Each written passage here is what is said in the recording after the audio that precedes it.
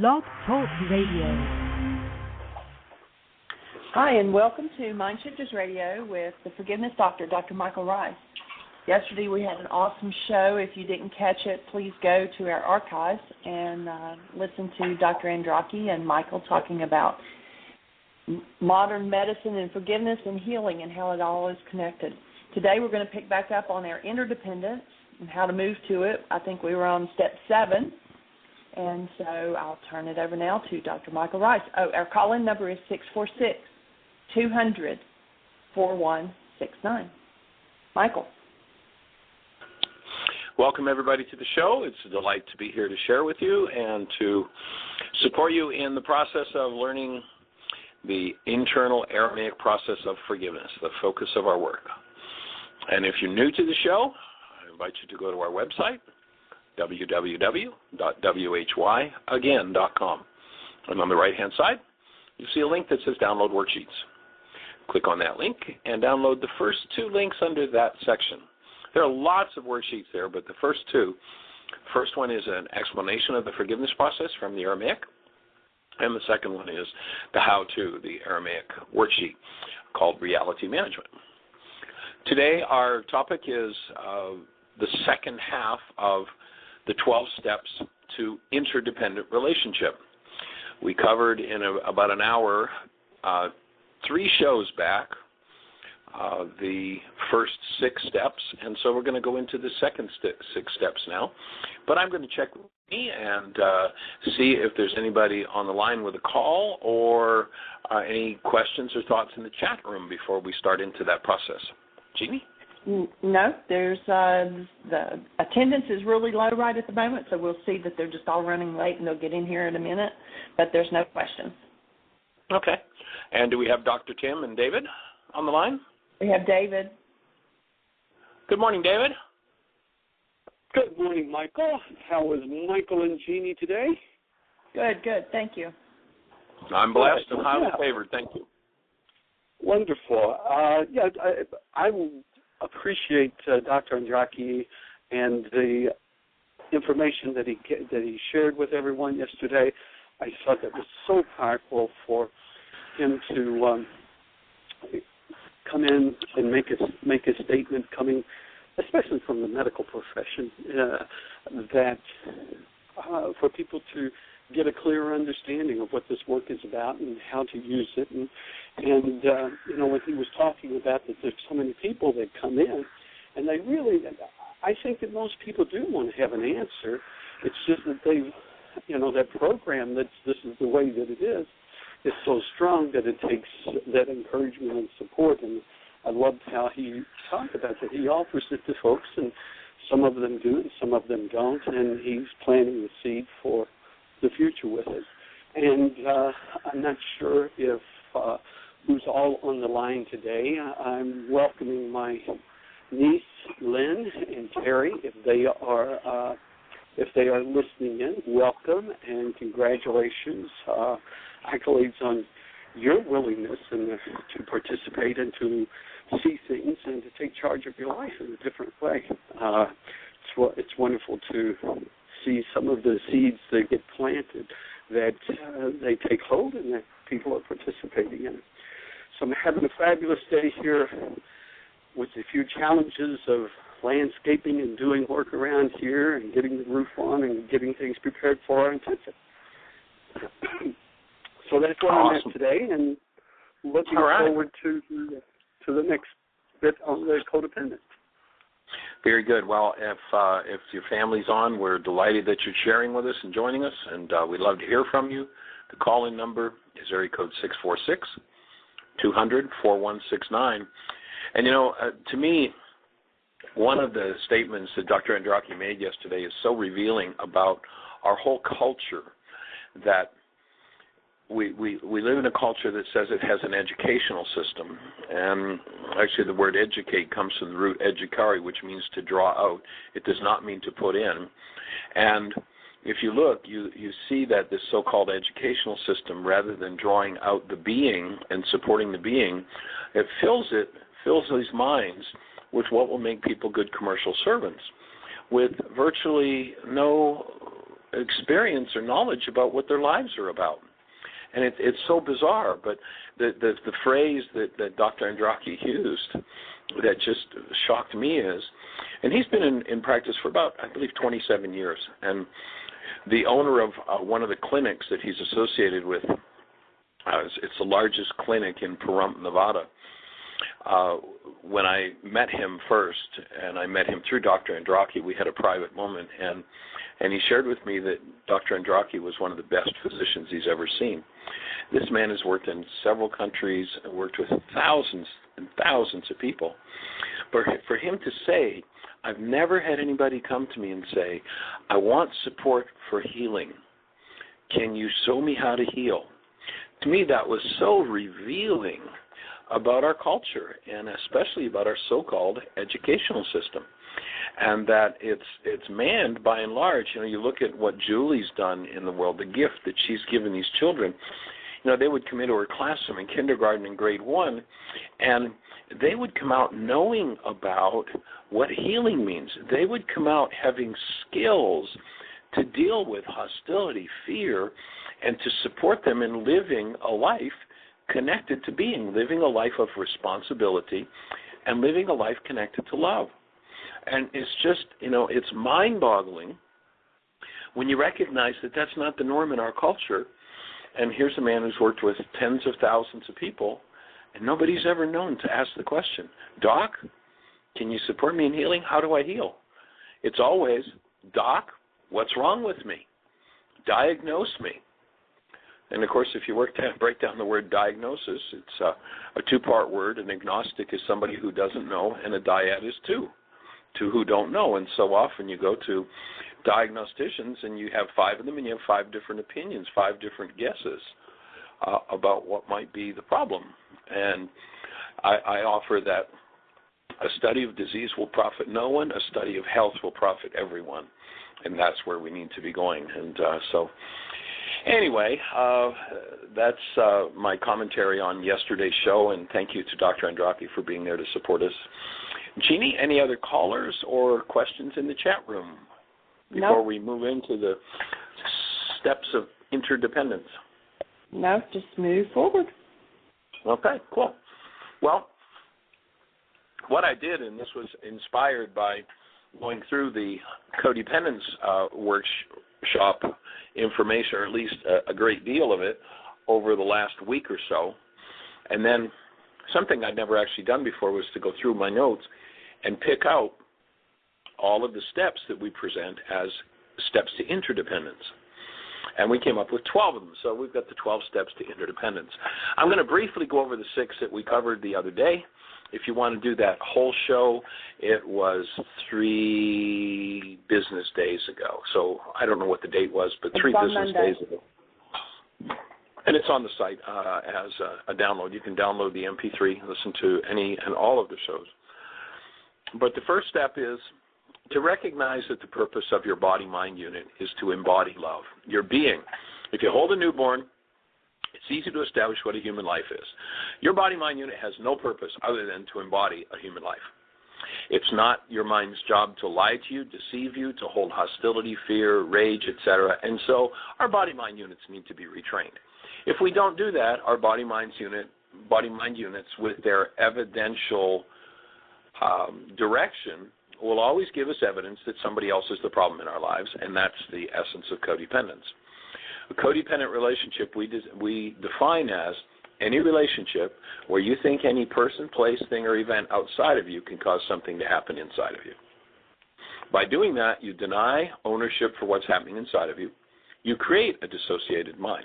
When you create a dissociated mind, you just created a part of your mind that you're locked out of. And, of course, if you look around our culture, our whole language is based on codependence. You made me angry, you made me sad, you made me afraid, you made me this, you made me that. My offering to you is, if you've been through it 87 different times with 42 different people, you're the only one that was there every time, and it's not until you crack the code of your dissociated mind that you can change those beliefs. So that's the first step. Second step is to learn how to collapse the projections and use projection wisely. And you do that through forgiveness. And we gave out the link to the forgiveness information, and we'll do that a little later in the show.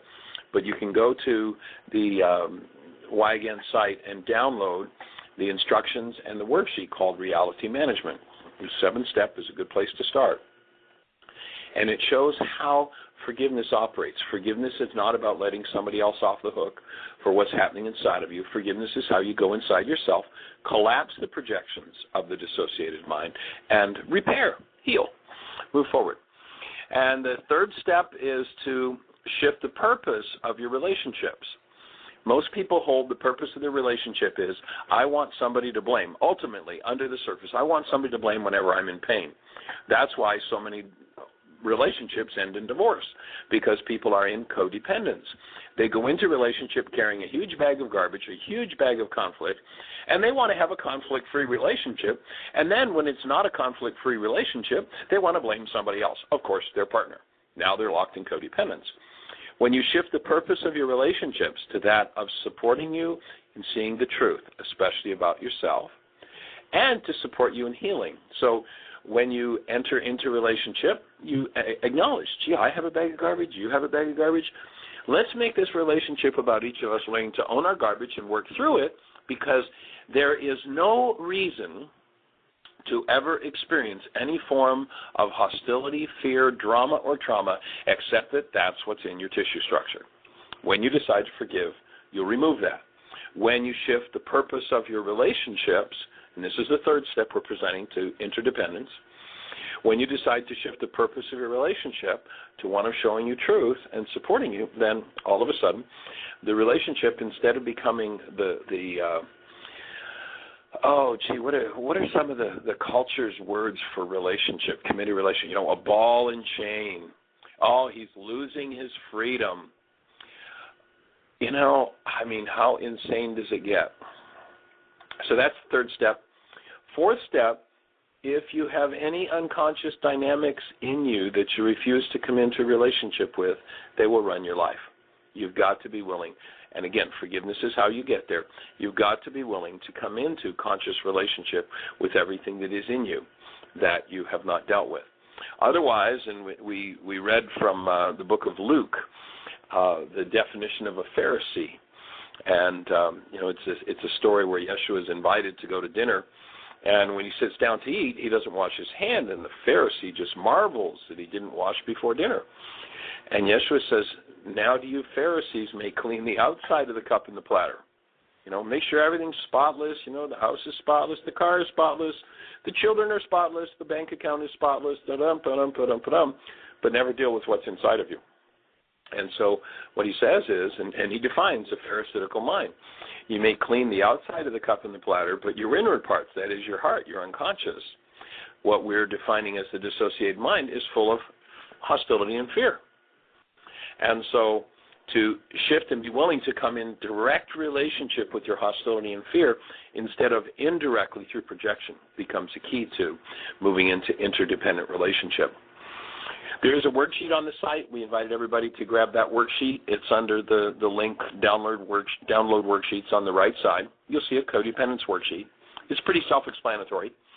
And as you do that worksheet, the 5th column is where we invite you to turn your advice around and follow the advice in your life. So whatever advice you're giving to someone else, without getting into a big explanation, you're giving to a part of your own mind. Follow your own advice, 5th step for moving into interdependent relationship. And that means you have to do your work. 6th step is commitment. Am I committed to stepping in and doing my work? And, many people will say, gee, this sounds like a lot of work. I don't know if I want to do this. This sounds like a hard way to live. Excuse me. Living in codependence is a hard way to live. Living in unresolved hostility and fear in your body creates diseases. It's a hard way to live. However, it takes no effort to live that way if that's what your generational bloodline and your culture has taught you. And to make a commitment to live out of your human life and out of responsibility takes work. It takes effort. It's not hard. It just takes effort. The other way is effortless. Anybody can just follow whatever garbage is in their minds. They can puke on anybody that's handy. They can do whatever it is they do. And commitment to come into conscious relationship with everything in your mind becomes a key here. And in the same way that, for the rest of your life you're going to shower every day, in exactly the same way for the rest of your life you need to shower your mind. You shower your mind through forgiveness. So they're the 6 steps that we covered the other day. And the 7th step is one that we need to take as a society. In the ancient Aramaic Beatitudes, we hear a beatitude that supposedly fell from the man named Yeshua's lips. And we're told by the Greeks that the beatitude said, "Blessed are they mourning their wrongs, for they will be comforted." Did anybody ever get any nice warm heart cockles over that one? I don't think so. You get a group of people sitting around mourning their wrongs, and what you've got is an organ recital, and it gets to be a competition. I had the worst organ removal that the doctor had ever seen, and if you've ever been to an organ recital, you know how many people's identities are tied up in that. But what that beatitude actually says in Aramaic, first of all, the word blessed are they in Aramaic has nothing to do with some kind of a bestowed external blessing, but rather the word in Aramaic is tuvehun, and this is quite typical of the Aramaic. In our English language, it takes a whole paragraph to speak a single word. That word tuvehun, as opposed to being blessed are they, in Aramaic says, a latent neural structure implanted by God to guide you to happiness and well-being becomes your conscious possession, you who, and then it gives a set of instructions. Each of the Beatitudes is a way to reclaim your deepest internal guidance system. It's built into you. You don't have to make it up. You just need to uncover it. And so that beatitude that's classically interpreted as, blessed are they mourning their wrongs, for they will be comforted, literally says in Aramaic, a latent neural structure implanted by the Creator to guide you to happiness and well-being becomes your conscious possession. You who love truth, who look into your errors in thought and the errors of your society. And then what it says is, for you will be cured of mental stress. So this 7th step to interdependence is a step that we need to take individually, loving truth, looking into our errors in thought, and then looking into the errors of our society. The basic major error of our society is our society builds a myth into children's minds. Once this myth is built and reinforced, the mind will always tend, the body's mind will always tend to see through this myth. And the myth is the good guy kills the bad guy and is the hero. And, there's hardly a television show, a movie, a play, a book that you've read that wasn't based on that myth. Once you form a young man or a young woman's mind into the shape of that myth, they will tend to see everything in terms of good guys, bad guys, and of course they have to be the hero to kill off the villain. And of course, who's the villain? The villain's anybody that doesn't agree with me. And you look at what people will do in order to win and play out that hero game. It's just amazing. We have a culture that says, well, it doesn't matter what you show kids in movies. They know it's a fantasy. Yes, they know it's a fantasy. But the words and visual links put into their minds through those movies build realities. And when the mind builds a reality out of that kind of information, that mind will create scenarios based upon that reality, real or imagined, and make it logical to play that reality out. And I'd offer that a human mind without the active presence of love is insane. As a society and as parents, we need to stop teaching the children that the good guy kills the bad guy and is the hero. And we need to start to teach them that the good guy is the guy who functions as a human being. And functioning as a human being is a space of love for itself and everyone around it. A whole different game starts to happen. A mind without the active presence of love is an insane mind. We need to be restored to our human lives, the active presence of love.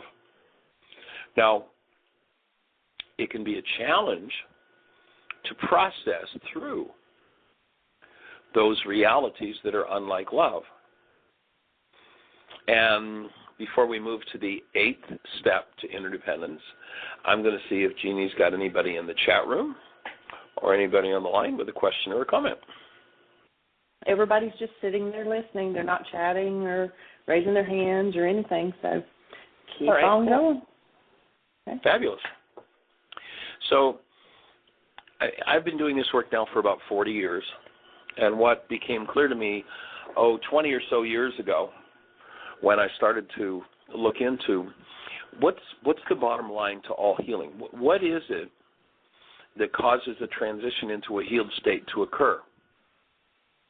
What became clear to me, and we've already covered some of it in the steps we've spoken about, is that we need to come into relationship. We need to come into direct view of whatever we're holding in our dissociated minds. And when I have something that's loveless in my dissociated mind, when I have something based in hostility or fear that's in my dissociated mind, I need to bring that forward for healing. And at the same time, and if you've been doing worksheets, you'll remember step 4 is I reconnect to my original being, love, instead of my upset. It is the active presence of love that when something that's less than love is exposed to that active presence, that which is less than love begins to dissolve and change. And so bringing those two things together, the daily practice of living as the active presence of love, that is, having a human life, and then collapsing the projections of the dissociated mind and coming back into direct relationship with those things that are loveless in us. You know, there's one philosopher, Schopenhauer, said there's only one functioning mind in the universe. And I'd offer that's the mind of love, which by definition is the mind of God. If you go back to the man named Yeshua, when they called him good, he said, "What? Why do you call me good? There's only one who's good. There's only one functioning mind, and that is the mind of God." And that's real simple to understand. It's the mind of love. Hold a newborn, you know exactly what the mind of God is about. When Paul talked about, the goal of the work, this isn't religious stuff. This is just where we get life. Paul talks about the goal of the work is to be of like mind with Christ. What mind did Christ live in? What mind did he think with? He thought with the mind of love. He thought out of his human life. He was created in the image and likeness of love as you are. And if you're not functioning and living and thinking and breathing out of the mind of love, then you have a problem. And your problem is you think somebody else is to blame for what's happening in your life and what's happening inside of you. And therefore, what's happening in your life and what's happening inside of you becomes unresolvable. So if you can't hold to the presence of love when that which is less than love in you comes forward, then you have to find someone who can hold that space for you. 8th step. And the 8th step is when you find someone who can give you the gift of not getting lost in the emotion and the terror and the trauma and the drama of your story. And somebody who's all into that emotional high roller drama and trauma may think that someone who doesn't get lost in their story is cold-hearted. They're not cold-hearted. They're actually standing in the space of love. And so if I can't be love in the presence of the trauma that I believe so deeply in, I've got to find someone who can hold the light for me, someone who can support me and assist me in getting out of my self-created hell. Or you learn to, and we define that as processing. Processing in this work is the ability to hold love conscious, active, and present when something less than love comes up. So when you can't find someone to process you to hold that space for you, then you learn to process yourself. You start off with the small issues in your life. You start to forgive. When you forgive, you'll find things under the surface that you didn't know were there. You've got to go into that practice. The fourth step in the reality management process, the 7-step reality management process is I connect to love, my true nature, instead of my hostility or fear. So to bring love present into a mind that's in some form of hostility or fear is to support a mind in processing itself. And one of the things that all of our work is about, our intensives at Heartland, our workshops on the road, is to give people the tools and to support them in learning to process themselves.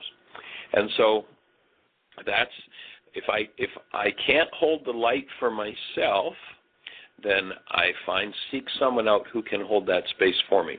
That's the 8th step of interdependence, pardon me. And Jeannie, I think you've got somebody who has a question for us.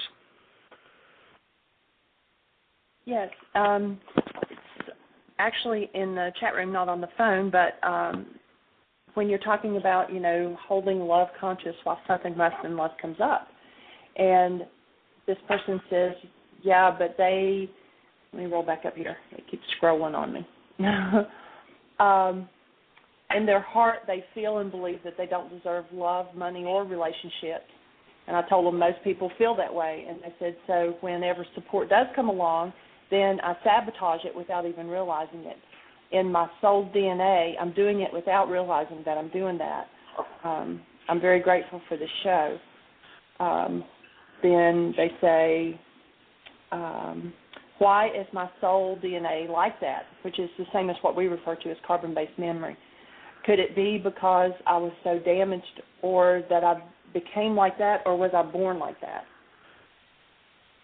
Well, my input on that would be that I wouldn't call that soul DNA. DNA is part of the body. It's part of the body-mind unit, this energetic field that we have. Our first step in the interdependence was to recognize, or one of the early steps was to recognize that it is the purpose of your body-mind unit to give a space for love to express and incarnate. So that's where the DNA is, and we have, if you go back to the physics language Aramaic, where they understood exactly what was going on. They said the sins of the father will be passed into 3 and 4 generations. They said, look to the lives of the fathers, for ours are but a shadow of theirs upon the earth. We're playing out the genetic propensities of the generations. That's why in one of the earlier shows, and I'm not sure which one it is, but last week we touched into the power person dynamic, and that for most people, 99% of the behaviors in their whole lives are established in their power person dynamic. I believe it was Carl Jung that said that from age 5 to death is but an instant. From birth to age 5 is a lifetime. So we have those dynamics established with our power person. And so when we get stuck in the dynamic that comes from the power person, then that inclination with all the emotion behind it becomes activated whenever a situation comes along that's in resonance with that. And we can say to people, those who, for instance, get to hear this thing called love and go, oh, I got it. That's what we are. That's how I need to express. And that person goes home to the person that they live with, and they say, dear, I just got it. We've had all kinds of crazy stuff go on in our lives, and I just got that we're love, and that's what we're about. So from now on, I'm going to live lovingly with you. And you're committed to that, right? And you do that, right? Until the next time they give you the look. What happens to your commitment to do that? Well, you have a dissociated mind with all kinds of hostility or fear. In your question there, when you asked about feelings come from thoughts. If we're not sure what the thoughts are beneath the feelings, it's because we've dissociated from them. They're in the dissociated mind. And you, with all the choices in the world, with all the critical thinking in the world, you can sit down and critically think through, when I did that, that was crazy, that was insane, I'll never do it again. But I guarantee you, until with forgiveness you crack the dissociated mind and change its content, the next time life delivers a situation that resonates that dissociated dynamic and the thoughts at the root of it, you'll do exactly the same thing. And let's say, for instance, if the dynamic is, well, I've had a business that failed, and then I go on and I do some healing work, but I don't deal with the core issue in the dissociated mind, I'm going to find myself creating another failed business. I'm going to create the same thing over and over again, because my purpose in doing that is I need to learn to heal that part of me. And that's why that forgiveness worksheet, the reality management worksheet, is so important in the process, because you crack each time you do a reality management worksheet. And that's on the website, www.whyagain.com. On the right-hand side, there's a link that says Download Worksheets. The first two links under that section, the first one is the instruction set, new chapter 24 from the book, Why Is This Happening to Me Again? The second one is the actual worksheet. Every time you forgive, you collapse the dissociated mind. And when you collapse the dissociated mind, you come back into direct relationship with what you've dissociated from. Now you've got choice over it. But as long as you're dissociated from it, it's like, you've got something in your computer with a password on, you don't have a clue what the password is, and you want to get at that information and change it. I don't care. You can sit at that computer for the next 100 years. Until you get the password and have access to that information, you can't change it. If it's, let's say, for instance, a calculation in your spreadsheet program, and there's a basic error in it, everything you do with your spreadsheet program for the next 100 years will play out, will reflect that error if it involves that particular calculation, because you don't have the password to go in and change that error, simple basic error. Let's say, somehow programmed into your spreadsheet is 1 + 1 = 3, and then you put a password on it and you forget the password. How long do you suppose the accountant that is running that spreadsheet program is going to stay in business as an accountant? Every calculation they do for every client where 1 + 1 comes into play, there's going to be an error. And they can tear their hair out and say, this is crazy, they shouldn't do this, and it's never going to do it again. But until they find the password, crack and go into that hidden file and change 1 + 1 = 2, every time that 1 + 1 is called upon, there's going to be an error in the resulting computation in precisely the same way. And there is no other way to crack the dissociated mind save through forgiveness. And forgiveness isn't about, I'm going to let you off the hook for what's happening inside of me. What's happening inside of me comes from what I have put into my mind and what my generations have put into my mind.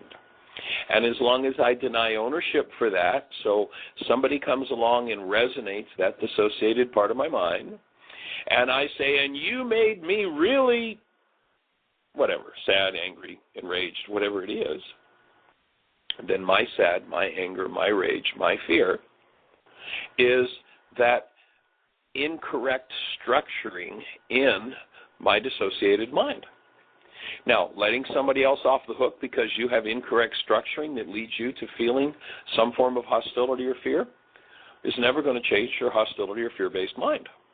The whole work of the man named Yeshua was about conversion, and, the non-being mind has a cheap copy of everything that's real in the spiritual dimension, and the non-being mind's cheap copy of conversion is, I'm going to bring you into my religion. That's not conversion. If you look at the work of Yeshua, his work was to convert those who had an hostility and fear-based mind into a love-based mind. It's a long-term project. You'll notice that at the 3-year point in working with a dozen guys, they all but one of them failed the task. All but one of them turned tail and ran, and one of them even cursed him and denied him, the guy who's considered to be the head dude. 3 years full-time with the master, and they still had that dissociated mind. You have to do your work daily. You crack the dissociated mind with that forgiveness process. You come back into direct relationship with what you've been hiding and have just projected into your brain's image of someone else. You clean that up, and now, you can put it back to bed. The calculation's correct, and your mind will always come up with a correct calculation. Once you have the password to the computer program that has the error 1 + 1 = 3, You simply put in the password, you go in and you change 1 + 1 = 2. Now, forevermore, any calculation that made with that program will be correct in that regard. We need to learn how our minds operate. In the ancient scriptures, they said, for a lack of knowledge, my people have been destroyed. So does that hopefully address the issue that's being asked? Are there any more comments, Jeannie, or any callers? Yes, I think that addressed that, part of it we do come in with, and then we activate it. It's not automatically activated, right? Well, what happens is, by the presence of that particular frequency in me, especially if it's a long-standing genetic frequency with a lot of pain or anger or fear in it, it will be an energy amplified. Job 2,000 years ago gave us the key there. He said, that which I feared most has come upon me. Literally, and I've said this before, but it deserves saying here again, I had the blessing about 30 years ago getting to work with a man named Marcel Vogel, who was a 23-year senior scientist from IBM. And Marcel had a camera with which to take a picture of the high energy waves that leave the mind when we think a thought. Literally, if I hold something in a dissociated state, it's pretty highly energized by my denial and or my repeated denial or by my generation's repeated denial. And that sets up a literal energetic field that will pull somebody in. So if I conceive a child tomorrow, that child would have in its field that frequency. That frequency in the child will draw to them an experience. They don't have to think about it. It's just the presence of that energy.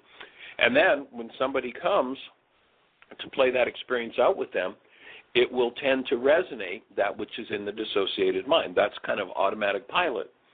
When it comes up, I have a choice. My choice is I can be in codependence. Look what you've done to me. You're so terrible. Look at all this pain you caused in me. That's a codependent way of speaking. Or if I understand how the mind works, I'm going to say something more like, wow, what you just did and said brought up such rage and terror in me. Oh, I can't even breathe right now. I don't know how I'm going to get through this. That's going to be one of my 77 times 70 worksheets issues. So when somebody comes along and resonates that in me, instead of blaming them for the output of my mind, I take that as the opportunity to come back into relationship with that dissociated part of my mind, and I get to heal. I get to move into interdependence. And so I may not like what they've done, but if it resonates something in me that is based in hostility or fear, when I become conscious enough, I'll thank them for showing me that part of my mind. And then I'll move forward into, by the way, would you support me in healing it? Now, some people, when you ask for support in healing, you're going to go, no, I'm delighted that you're in your dissociate. I'm delighted you're in that hostility and fear. That was my intention. Well, okay. So they're not interested in supporting the healing process. But that's not a reason for us to do anything other than be in interdependent relationship, take responsibility, come back into direct relationship with what's going on in my own dissociated mind. Now I've got the password. Forgiveness is the password. I can now change that content. I'll change that dynamic for my generations. And Jeannie tells me that we have a caller. Jeannie? I have one more comment first in the chat room, and then I'm going to turn the caller on. Is it possible, you talk about that when we come into this world and we're totally love and everything, and then thumbprints are put on us and we forget who we are and we form a false self. And that usually happens around the age of 3, 4, 5 years old. This person says that they felt like they lost their soul when they were 5 years old. They were in kindergarten and they remembered being bullied. And from that point forward, they felt like, they were just lost. And they said, may I ask in short, it is activated in me to sabotage myself because I was bullied at that age and felt like I didn't have support. And then we do have a caller, too. Sure, cool. Well, my offering there would be that if you look back into your generations, chances are you'll find that bullying has been an issue. You've either had parents who've been bullies or bullied each other or bullied you or were bullied themselves, so there's an issue there. That would lead, in the genetics of the newborn child, to set up a field that would tend to draw bullying. When that bully comes forward, all the things that I make up, I may have done a behavior that was totally innocent and totally, wholesome, and that's the point at which the bully happened to show up and do whatever they did, and I went into guilt thinking, oh, look what I've done to myself. Here I was innocent and doing something out of my innocence, and the result is I get punished. I guess I must be wrong. I guess there must be something defective in me. And so that is an example. And so if I hold that I'm wrong and there's something defective in me, and that becomes the root, kind of like we talked about with the spreadsheet program, if the root of the program is I'm bad, I'm wrong, there's something defective in me, then just like the calculation when the accountant calls on 1 + 1 somewhere in its programming, and that error is there that it comes up 3, each time that I start to climb the ladder of success, here it is, I'm finally getting it together, and that calls upon the calculation in the mind of I'm wrong, I'm bad, and I deserve to fail, then I'll set myself up for failure. I'll look around. My evidential mind will help me to fulfill that goal. And, of course, that's a goal that's totally unconscious, that comes from an errant belief. And that's what we're talking about if you go back to the earlier shows when we talked about the non-being self. The non-being self is made out of interaction, rooted in the genetics and then made out of interaction with the power person. And so chances are we had a power person that played out of I'm wrong, I'm bad, and I always fail. And so a child watches its parents struggle. A child has the same genetics and will tend to carry on the family tradition. That's the good old family feeling. And when they go out of the range of that good old family feeling to success, it's like, whoa, something wrong here.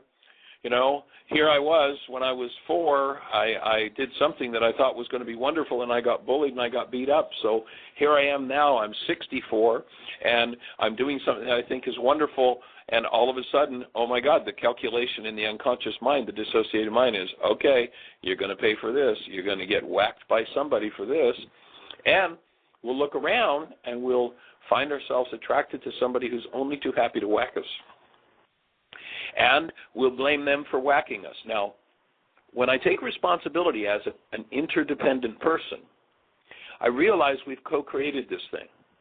Now, if their whack to me was something illegal, immoral, or out of integrity, then it's perfectly appropriate for me to hold them accountable for that.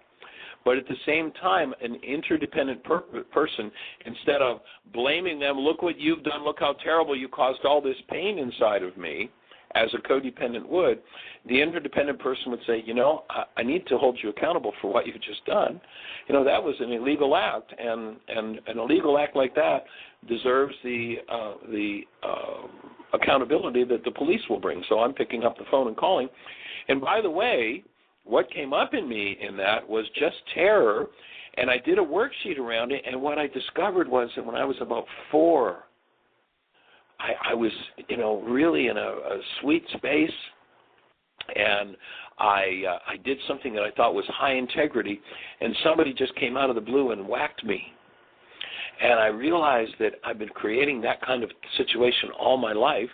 I read this book called Why Is This Happening to Me Again? And it shows how to heal that, and now I'm going to heal. So I can hold you accountable and I can heal at the same time by taking responsibility and using these 12 steps of interdependence. Does that make sense for your question? I think that fits very well. And now I'm going to turn on Wild Goose 88. You're on the air.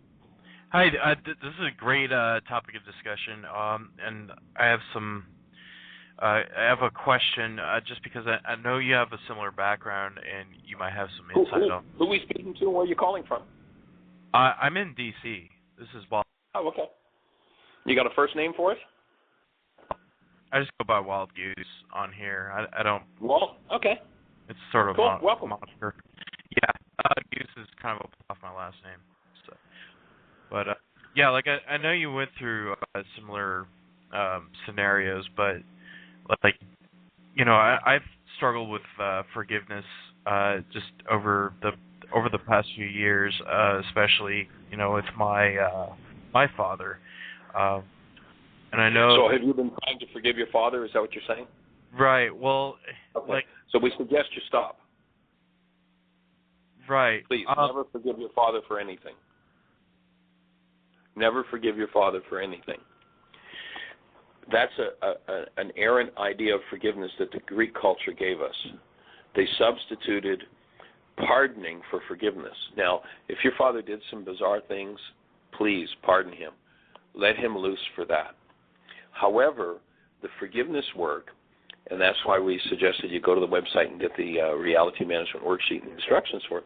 The forgiveness work is how you collapse your own dissociated mind and clean up its content. Right. So you I don't just think this is an extreme case because he would.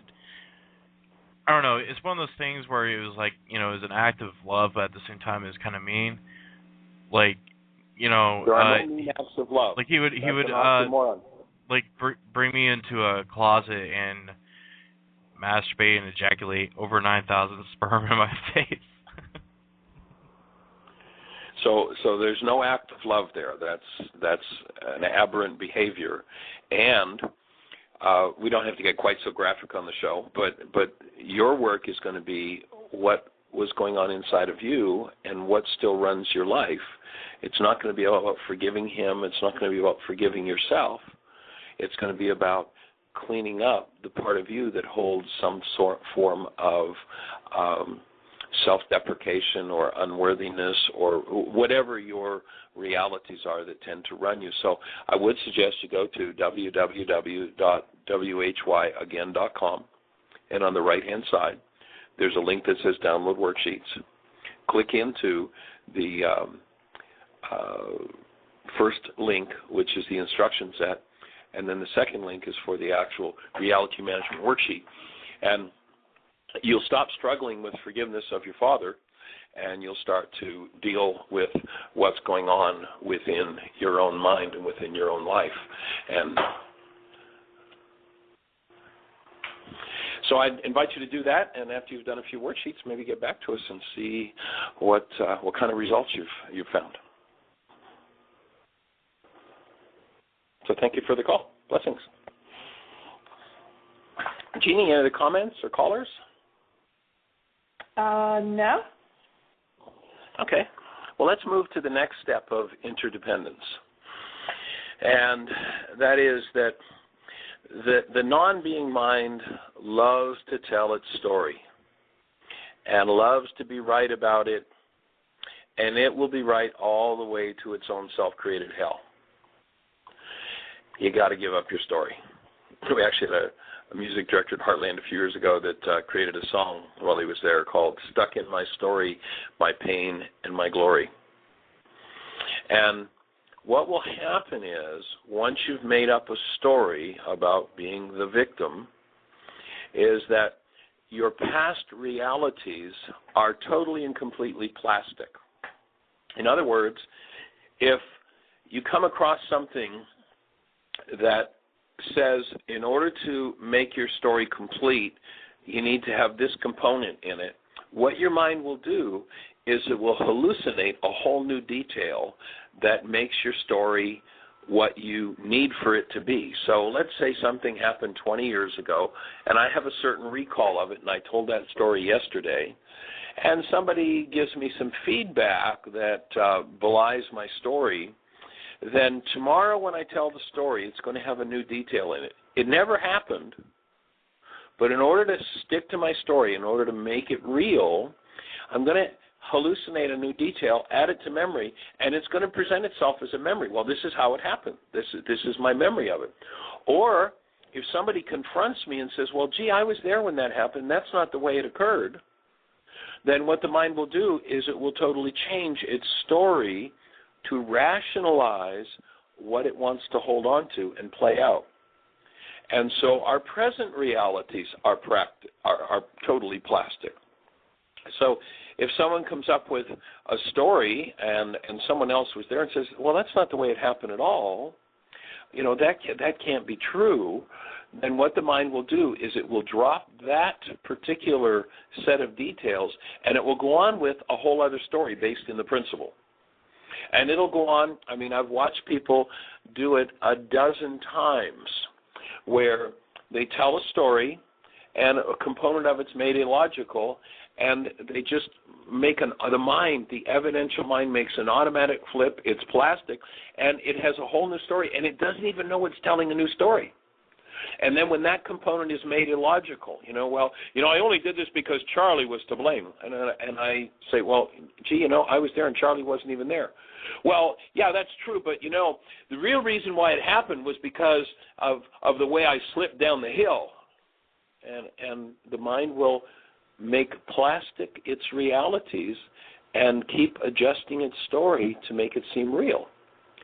And this particular step, the 9th step into interdependence, is about being willing to forgive and collapse that whole story, because the mind will totally reorganize whatever data is inside of it. If the person holds, the good guy kills a bad guy and is the hero, the mind will totally reorganize its output around any particular situation to make that dynamic appear true in this situation. And the way you can verify whether that's happened or not is that someone who's stuck in that dynamic will play the game of, you made me, this is all your fault, and you prove that, I had nothing to do with that, and they'll go on and hallucinate a whole other situation, a whole other scenario. So the mind continuously adjusts its output according to the urging of 1,000 generations of non-being and their genetic goals. You could step up and reset the filters in the mind. And if you go back to the man named Yeshua, he said the first law was that of what was called Rahma, which is love. And Rahma is a filter. They asked him what was the first law, and he said you must have love for the Creator, for neighbor, for self. Actually, what he was speaking about was a filter in the frontal lobes of the brain.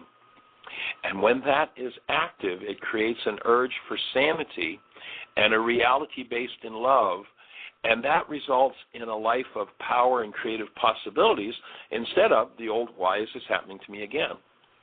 So the willingness to drop the stories based in hostility and fear and start to enter into that practice of having love present in your mind.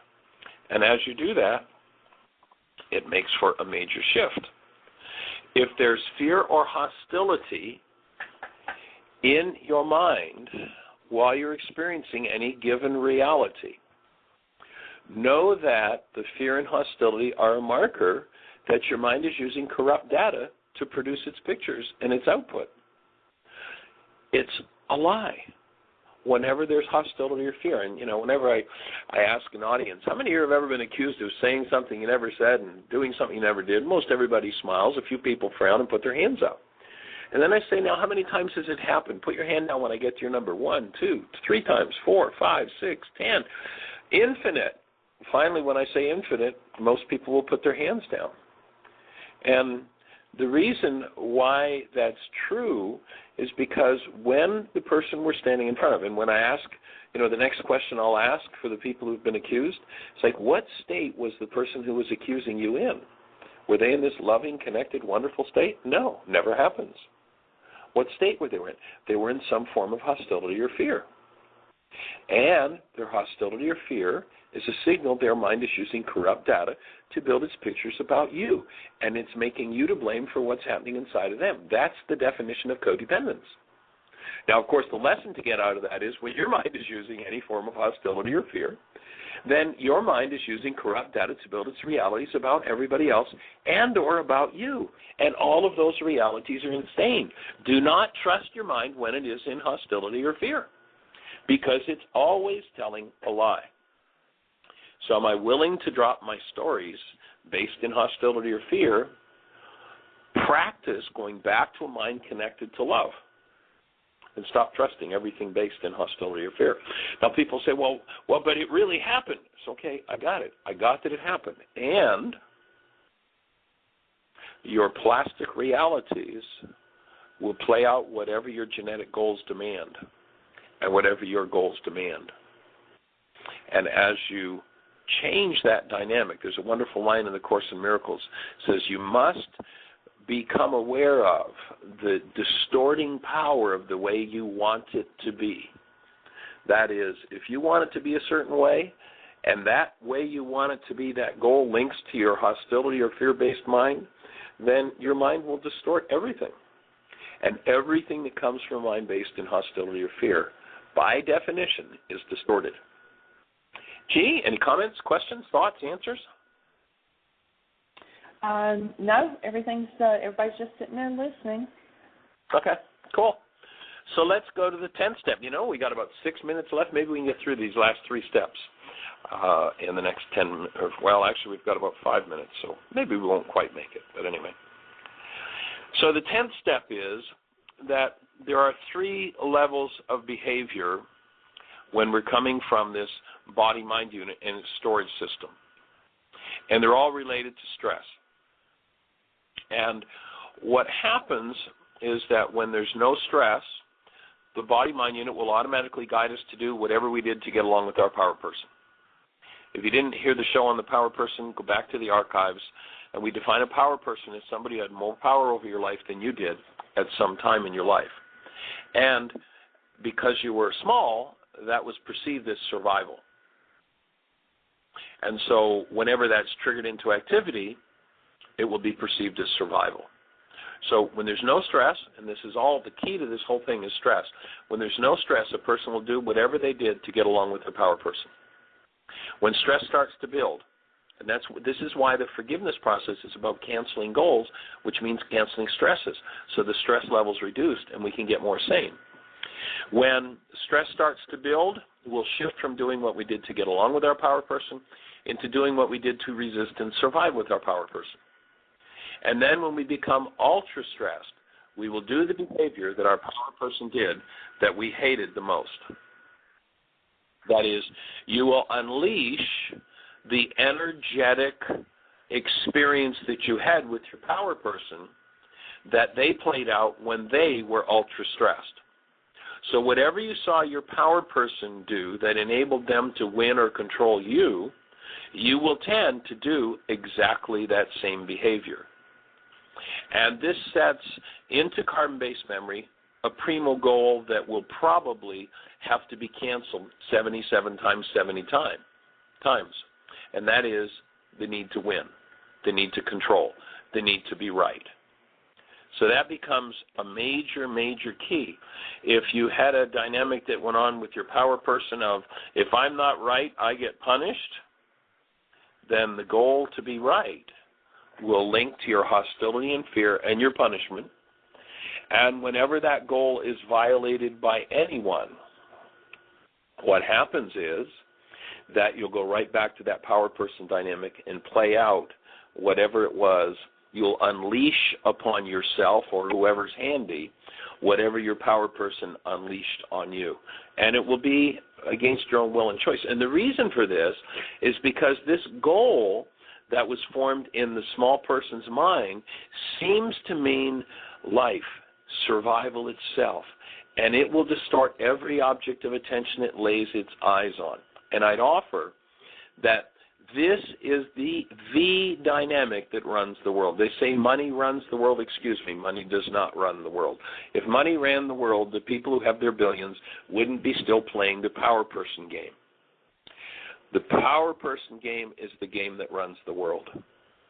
And that is, until you take responsibility and move into interdependence, and this is the 10th step of interdependence, is that when you're ultra-stressed, you've got to be willing to cancel the goal that seemed to mean survival itself. In order to, and this is the password for getting into that part of your dissociated mind, coming back into direct relationship with that part of your dissociated mind and undoing the incorrect calculations that come from it and that rip you off for your human life. The whole idea of this work is to restore each human being to a human life where they live out of the active presence of love 24/7, 365.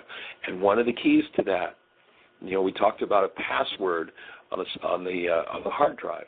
The password to your dissociated mind is the willingness to cancel the goal that seems to be about survival with your power person. And you don't have to play that out with your spouse, your children, your employer, your neighbors, your friends. You could have Rahma, you could have love instead. And everything changes when you choose to do that. And when you make that step, it's a major thing. When you make that step, you'll be in the process of setting up the best year yet of your eternal life. And that's what we're here to support you in. And we ask for your support. Get somebody to join you on the show tomorrow. Give them the phone number. Show them how to get on the web. And come and join us. We hold you in the blessing. Best year yet of your eternal life. Take care.